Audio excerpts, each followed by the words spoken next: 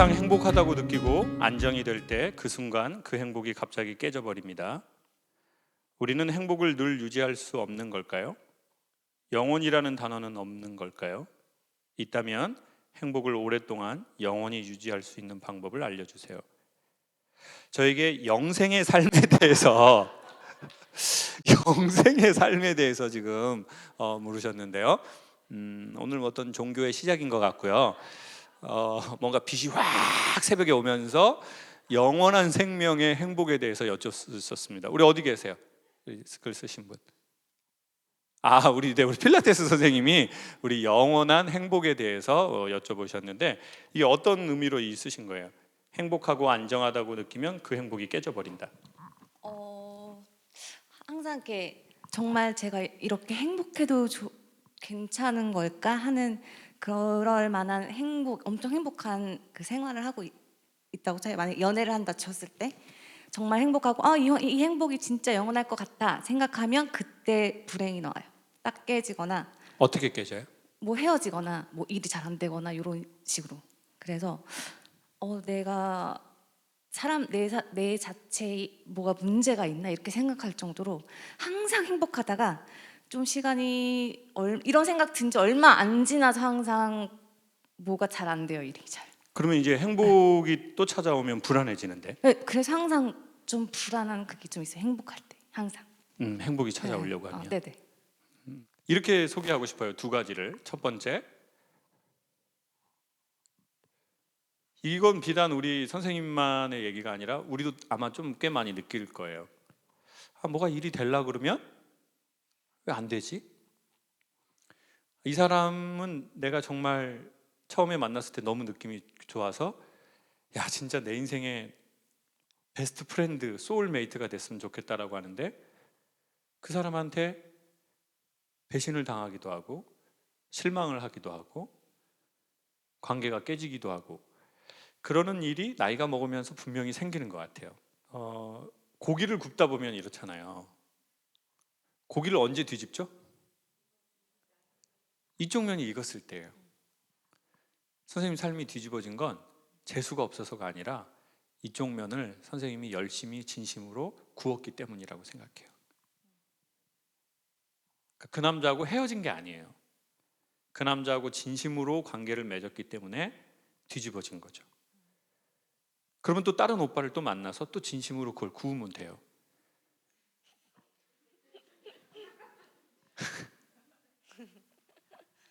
옛날에 저 대학교 1학년 때 사귀던 피아노과 학생이 있었거든요. 이름이 김태희였는데 키가 조그만 했는데 어느 날 그 친구하고 이렇게 길을 가는데 저를 이렇게 쳐다보면서 이렇게 말하는 거예요. 창호가. 했더니 왜? 했더니 나중에 너 만나는 여자는 진짜 좋을 것 같아. 제가 야 그게 무슨 말이냐? 했더니 내가 너를 많이 깎아놨잖아. 너의 모난 부분을. 그때는 그게 무슨 말인지 몰랐거든요. 시간이 지나니까 그 말이 무슨 말인지 좀 알겠어요. 강연이 좋건 일단 여러분이랑 제가 개인적으로 아는 건 아니고 강연으로 아시니까 10년 전, 20년 전에는 사람들이 이만큼 저에게 호감을 갖진 않았거든요. 그 사이에 엄청 많이 뒤집어진 거예요. 이쪽으로 뒤집어지고 이쪽으로 뒤집어지고. 고기 정말 잘 잡수는 분들은 아실 거예요. 근고기라는 게 있어요. 이렇게 두껍게 나오는 고기. 그거는 앞뒤로만 굽지도 않고요. 옆으로 세워서도 구워요. 삶이 자꾸 뒤집힌다면 재수가 없는 게 아니고 우리가 진실하게 했기 때문에 그게 그 다음 단계로 넘어갔다고 보시면 될 것 같아요. 그러니까 연애도 더 해보세요. 최근에 언제 헤어졌어요? 한 3개월? 3개월. 네. 또 다른 회원님이 대시를 할 거예요. 그러면은 잘 골라서. 왜냐하면 전에 뒤집어져 봤으니까 이제 조금 더 분별력이 생겼잖아요. 그렇죠? 네. 그러면 또 만나서 진심하게 사귀어 보면 돼요. 그리고 자꾸 우리는 영원하려고 하는 것 같아요. 그렇죠? 되게 순수하고 뭔가 서정적인 사람들일수록 영원성을 되게 좋아하거든요. 아, 영원하고 싶어. 네. 그렇지만 아주 그 유명한 가수의 노래가 있잖아요. 영원한 건 절대 없어. 결국에 난 혼자였지. 오늘 밤은 삐딱하게. 저는 그 노래를 조금 바꿔볼게요. 영원하려고 하지 말자. 우주적으로 봤을 때 인간이 영원하려고 하는 것은 되게 어불성설이거든요. 시간이 너무 작아요. 우주적 관점으로 보면. 그러니 오히려 더 영혼에 가까워지려면 어떻게 해야 되냐면 괜찮은 의미로 일회성이라고 생각하는 거죠. 근데 우리는 이번이 좋으면 영원하려고 하거든요. 그러다 보니까 헤어지고 나서 한 달 잘 만났는데 영원하지 못했잖아. 이렇게 하는 거죠. 영혼을 기준으로 그 기간을 생각하니까. 근데 한 번을 기준으로 야, 이건 1회에 온 너무 좋은 기회야. 그러면 사람이 어떻게 하는 줄 아세요? 여러분, 럭셔리의 반대는 천박함이 아니래요. 럭셔리의 반대는 흔하다래요. 정말 럭셔리한 거는 우리 한정판이라는 얘기 듣잖아요. 그래서 명품 팔 때 이렇게 해요. 아, 고객님, 이거 저희 그 한국 매장에 3점밖에 안 돌아왔는데 고객님하고 지금 너무 잘 어울려요. 고객님, 위에 그 옷, 그 와사비 같은 옷, 고객님 그거 한정판이거든요. 너무 잘 어울려요. 그러면 한정판인데 나랑 잘 어울린대. 그러면 더 사고자 하는 욕구가 있거든요. 그럼 사요. 그럼 내가 매장을 떠나잖아요. 밑에서 하나 새로운 걸 또 꺼내요. 마케팅 수리였거든요. 근데 여러분 보세요. 삶은 한정판이기 때문에 너무 소중하다고 생각해요. 저와 여러분의 인생이 왜 소중하냐면 유한하니까. 이 시간이 너무 얼마 없다니까요. 저는 48이에요. 내년에 49이래요. 2년만 더 있으면 50살이잖아요. 제가 70을 살지 80을 살지 어떻게 알아요? 저와 여러분에게 그렇게 시간이 길지 않다니까요. 인생의 이 소중한 시간이. 우리는 한정판이기 때문에 너무 소중해요. 그러니 영원하려고 하지 말고 지금 나에게 한 번 온 거를 한정판이고 1회니까 너무 소중하게 대하잖아요. 그러면 어떻게 되냐면 2회가 될 확률이 가장 높아져요. 근데 또 그 2회를 오늘 한 번 주어진 거라고 생각하고 또 그렇게 관계를 맺잖아요. 그러면 그게 3회가 되기가 훨씬 쉽고요. 근데 흔하다고 생각하는 순간 관리를 잘 안 해요. 내일도 와, 모레도 와. 그 사람은 거기 가면 계속 있어. 그러면 덜 소중해진다니까요. 그리고 뒤집어졌으면 재수 없는 게 아니라 그 전 남자랑 잘 진심으로 사귀었죠. 네. 잘 되길 바랬죠. 네. 왜 헤어지게 됐어요? 제가 바람을 폈어요? 아니 잘못해서. 본인이 잘못해서? 네. 그럼 좀 빠따 맞아야 돼요. 자, 지금 이야기가 이렇게 흘러가면 안 되는데. 자, 본인이 잘못했어. 네, 여러 가지. 그냥 여러 가지. 네, 여러 가지. 여러 가지인데 본인이 잘못한 게 확실하죠. 네네네. 네, 알겠습니다. 그러면 이때까지 제 얘기는 없었던 걸로 할게요. 지금 너무 노선이 달라가지고 지금 선생님은 다른 케이스, 좀 혼나야 되는 케이스고 지금 뭐 일반적인 케이스로 말씀드렸습니다. 자, 영원한 건 없으니 지금을 마지막이라고 생각하는 게 훨씬 전 지혜에 가깝다고 봐요. 신이 인간에게 내일을 약속한 자가 도대체 누구란 말입니까? 근데 우리는 마치 자기의 인생을 계속 보장받은 것처럼 무의식적으로 살아가고 선택하는 거거든요. 우리의 시간과 우리의 생명이 너무 소중하니까 일회라고 생각하고, 그리고 이번에 본인이 잘못했으니까, 본인이 잘못한 원인이 많으니까 그때 이제 나를 아는 거예요. 나를. 그러니까 다음에는 또 이런 거 생각해야지 라고 하면 돼요. 연애, 지금 싱글이시잖아요. 연애 많이 하시고 그리고 결혼하세요. 그래야 본인도 알고 남도 알고. 드디어 얼굴을 보게 됩니다. 결혼기념일 즈음에 멋진 아들, 딸 선물로 참석하게 되었습니다. 남편과는 7년 연애에 31년을 살고 있는 사람인데 어찌 그리 맞지 않는, 앞에 되게 잘 나갔다가 남편과는 7년 연애에 31년을 살고 있는 사람인데 어찌 그리 맞지 않는 로또 같은 사이지만 이렇게 살고 있습니다. 기적이죠. 아무튼 남편이 있어서 행복하고 아이들 때문에 살맛이 납니다. 감사합니다. 이건 슬픈 사연인가요? 기쁜 사연인가요? 도무지 오락가락해서 알 수가 없네요. 오늘 결혼 기념일이세요?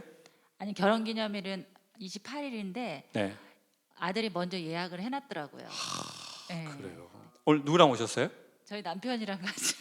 그러세요. 31년? 네네. 7년 연애하시고요? 네네. 그럼 거의 40년을 알고 지내셨네요. 네, 지금 대학교 1학년 때부터 사귀어서. 그러세요. 네네. 형제죠 뭐 거의. 형제. 야, 브라더. 군대 동기는 들어봤어도 형제는 제가 오늘 처음 듣네요. 형제. 한국 남자하고 살아보니까 물론 개인차지만 한국 남자는 좀 어떤 것 같습니까? 여자 입장에서 보기에. 한국 남자는 자기한테 잘해줘야 돼요. 처음부터 끝까지.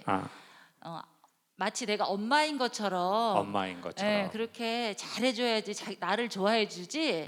뭔가 내가 좀 조금 요구를 하면 글쎄 자기가 기분 좋을 때만 해주는 약간 그런 것 같기도 하고. 그다음에 아들처럼 정말 이렇게 잘 살살 달래가지고 일을 시켜야 돼요. 그냥 이게 여보 이거 좀 해주면 어때? 참 좋을 것 같아. 이렇게 애교 부리면서 막 하고 이래야지. 그러니까 자기가 안 해서가 아니라 시키면 하는데 안 시키니까 안 해준 거다. 이렇게 나중에는 얘기를 하더라고요. 그래서 저도 한 30년 후에 깨달았어요, 그거를. 그래서 제가 작년부터 조금씩 시켜요. 그러면 또 잘해주거든요. 그래서 저희 딸한테도, 딸이 26살인데 시집을 가면, 결혼을 하면 무조건 남편한테 부탁을 해라. 남자는 몰라서 안 해주는 거지 일부러 안 해주는 건 아니거든요. 네. 너무 말을 많이 했죠. 네.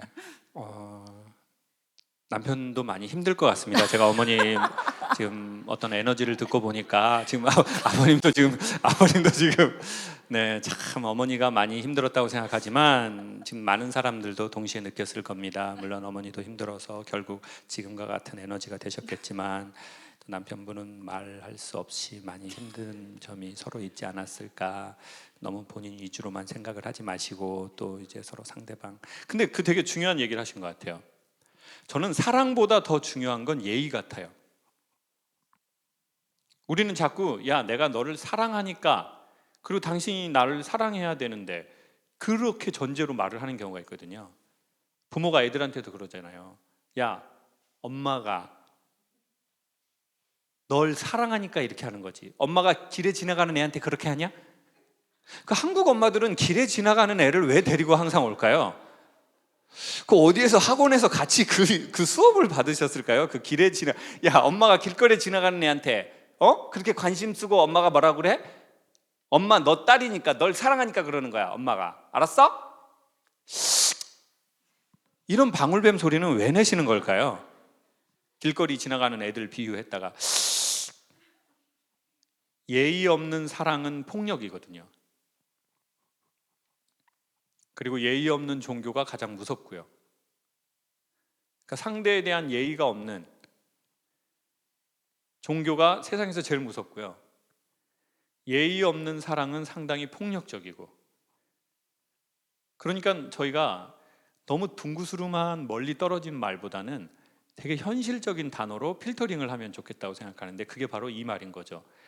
이 말과 행동이 예의를 꽤 벗어나는 건가? 아무리 부부든 부모 자식이든 심지어는 자기가 자기한테도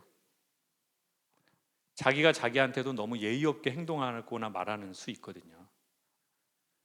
그리고 인간이 가장 마음이 상하는 건 무리한 일을 했을 때가 아니라 예의 없게 나를 대한다는 느낌을 받을 때인 것 같아요.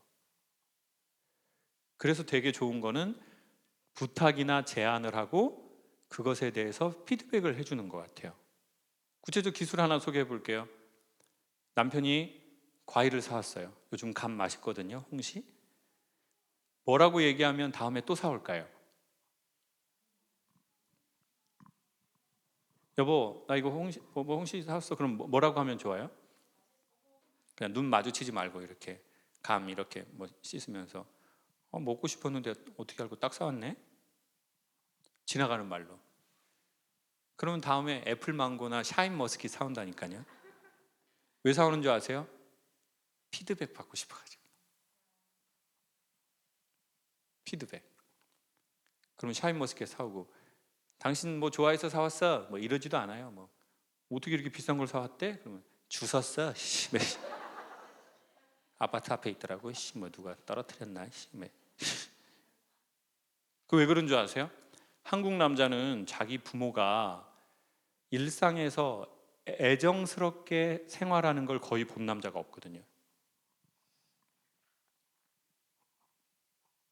그래서 어색해해요. 그리고 이거는 이게 뭐 이런 쑥스러운 짓을 해? 이게 말도 안 되는 거지. 이게 그렇게 하는 거죠. 그러니까 행동으로는 하는 거예요. 행동으로. 그러니까 자꾸 이렇게 피드백 해주시면 더 하려고 할 거예요. 정확하게 다 알고 계신 것 같아요. 네. 오늘 결혼기념일인데 보통은 남자가 여자한테 말하는데 오늘은 어머니가 남편한테 결혼기념일을 맞아서 짧게 한마디 하면 어떨까요?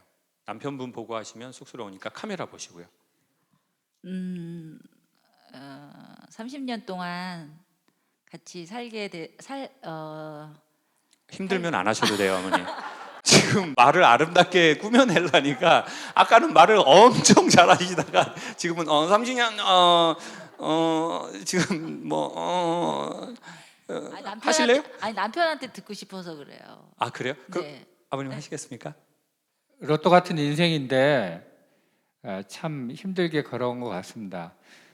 근데 이 과정 속에서 뭐 여러 가지 결과물이 나왔고 또 건강하게 살면서 서로 인정하는 것도 배웠고 이제 어떻게 중년으로서의 또 멋진 인생을 살아나갈 것인가 같이 고민도 하게 되고 뭐 그런 상황으로 나이를 먹어가는 것 같아요.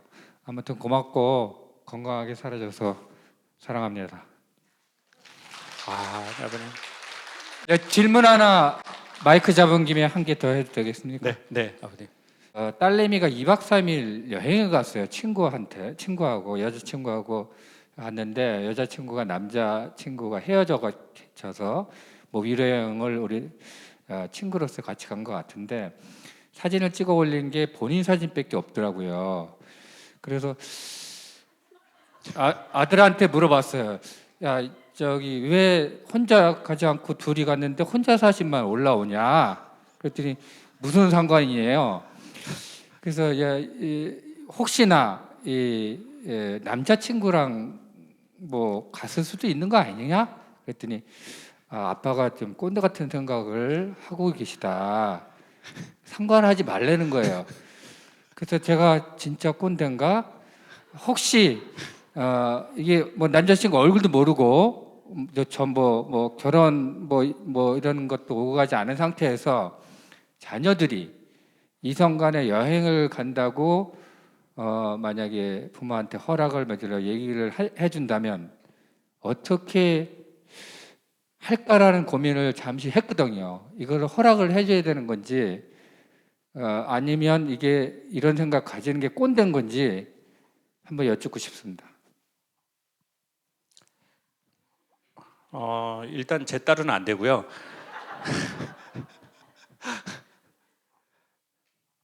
근데 사실은 부모가 허락을 하나 안 하나 갈 애들은 다 가지 않겠습니까? 네, 갈 애들은 가고 남자친구랑 여행을 갈 애들은 가고 그런 것 같아요. 제가 중고등학교 때 오락에 중독이 됐던 것 같아요. 그때 이렇게 스틱하고 이렇게 누르는 오락이에요. 근데 그게 안 끊어지더라고요. 최초의 아주 강렬한 중독이었거든요.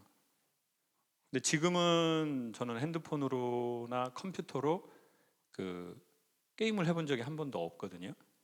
근데 그거를 막 억지로 안 하는 것도 아니고요. 별 뭐 원한도 없는 것 같아요. 그게 왜 그랬었냐면 제 기억에는 저는 뭐 일부의 케이스지만 저희 형이 저하고 나이가 너무 많이 차이 났고 제가 이미 중고등학교 때 형은 군인이었거든요. 그래서 아주 체격이 좋았어요.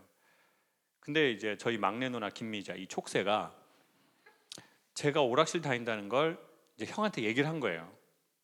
다 누나들만 있으니까 말을 안 들으니까요. 형이 무서우니까. 그래서 전에 또 형한테 한번 맞은 적이 있거든요. 엄마가 말을 끝나기 전에 제가 삐져가지고 딱 끌었는데 형이 옆에 있다가 후라이팬으로 저를 한번 때린 적이 있는데요. 그리고 이제 저는 형한테 약간 공포가 생긴 거예요. 나이도 많고 등치도 워낙 크고 이러니까. 근데 이제 오락실 간다는 것도 김미자가 또 얘기를 했으니까. 근데 형이 휴가를 딱 나와서 제가 너무 이렇게 덜덜덜 떨고 있는데 저한테 그러더라고요. 또 오락실 간다며. 예. 형이 뭐라 그러냐면요. 형이랑 같이 갈래? 예?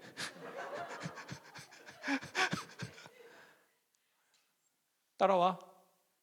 그리고는 이제 가서 이제 형이 동전을 바꿔주더라고요.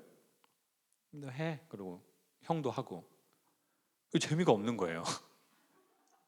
그게 왜 재밌나 봤더니 몰래 해서 재밌었던 것 같아요. 그리고 하지 말라는 거 하니까. 근데 형이 그거를 공론화를 해버렸잖아요. 그러니까 희한하게 그게 다는 아닌데 그게 계기가 돼서 오락을 끊게 돼버렸어요.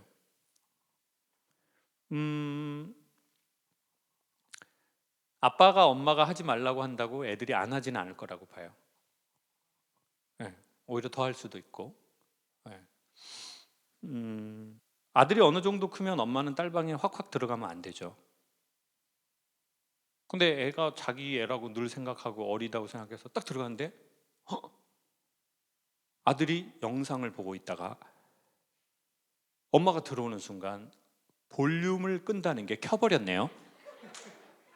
그래서 그 일본 여성이 막 그 스고이 막 오이시 막 하는 거를 막 하는데 엄마는 놀라가지고 사과가 굴러가지고 컴퓨터 책상 밑으로 들어가고 있고.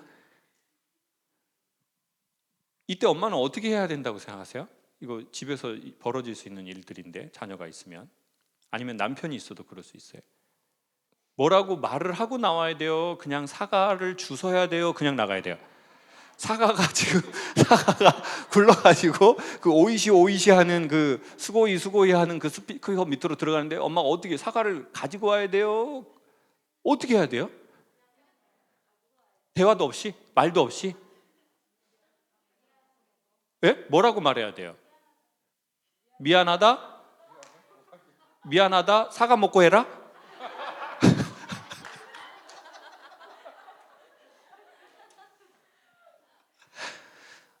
자, 왜 이 곤란한 상황이 벌어진 줄 아세요? 엄마가 노크를 안 해서 그런 거예요. 자기 자식의 마음에 들어갈 때는 노크를 해야죠. 마음에 들어갈 때는. 그 아이의 마음에 들어갈 때는 노크를 해야 되는데 연인들이 부부가 회사에서도 노크를 안 하는 거예요. 노크를. 그러니까 뭘 어떻게 해도 복잡한 상황이 생긴 거죠. 그러니 그걸 한번 생각해 보자는 거죠. 내 아이라고 하지만 나는 내 아이의 마음에 들어갈 때 노크를 하고 들어가나 아니면 내 집이니까 내 애니까 그냥 탁 열고 들어가나. 근데 내가 나쁜 짓 하러 들어가나요? 사가주로 들어간 거죠. 근데 그것이 결국 이 곤란한 상황을 유발시킨 거죠. 그래서 우리는 아무리 내가 선한 의도로 그 아이의 마음에 들어간다 하더라도 노크를 하는지를 생각해 봤으면 좋겠다는 게 1번이고요. 두 번째는 그것을 공론화하는 것이 아이를 더 괜찮은 길로 이끄는 방법인 것 같아요. 야, 아빠는 너 뭐 남자친구랑 뭐 그거를 뭐 떠나서 그냥 네가 거짓말하지 않고 이렇게 그런 분위기가 됐으면 좋겠다. 그리고 그런 거에 대해서는 어떻게 생각하냐. 그리고 관계를 가질 때는 그러면 어떤 사람과 관계를 가져야 되냐. 그리고 공론화를 하다 보면요, 오히려 더 클리어하게 그 구획선을 자녀들이 정리하는 게 있는 것 같아요. 사람들도 좀 감정을 빼고. 뭐가 됐든 저희 딸은 안 된다는 말씀을 끝으로 마치도록 하겠습니다. 감사합니다. Wake of the storm, I was shaken, I was reborn. I got another shot to make it to the top today. I'm pulling up the sutures, I'm ready for the future. I'm ready for the slings and arrows and the fortunes lost.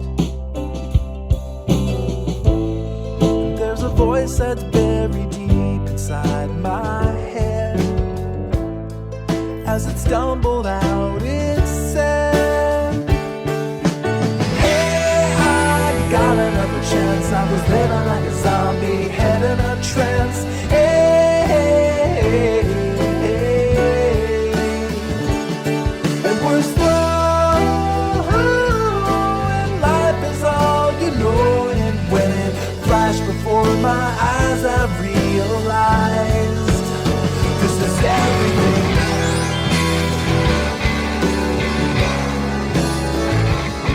And when it flashed before my eyes, I realized this is everything.